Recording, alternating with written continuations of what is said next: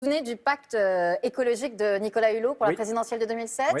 Bon, bah voilà, il voulait que les gens se positionnent, que les présidentiables se positionnent sur des questions environnementales. Là, c'est pareil. Ils veulent que les présidentiables futures se positionnent sur la question animale et notamment de la souffrance animale. Vous vous souvenez qu'on a fait beaucoup avec L214, notamment l'association, la question de l'abattage des animaux, Ah oui, de ça fait l'élevage suite à tous les industriel. scandales qui ont eu lieu ces derniers mois, ces dernières semaines, donc, avec ces images terrifiantes qu'on ne remontera pas, hein, on va s'en dispenser ce soir. Et donc voilà, donc si vous voulez, ils reprennent ça, et notamment beaucoup sur effectivement l'élevage intensif, l'abattage et toutes ces questions-là. Il y a aussi la question des animaux domestiques. On est très férus d'animaux domestiques en France, on en a 12,7 millions de chats par exemple, mais on en abandonne 100 000 chaque année.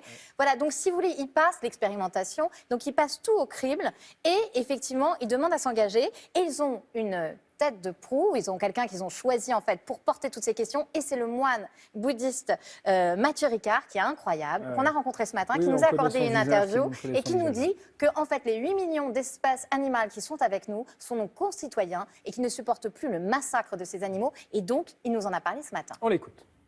Négliger à ce point le fait qu'il y a 120 millions d'animaux qui sont tués chaque heure dans le monde pour nos besoins.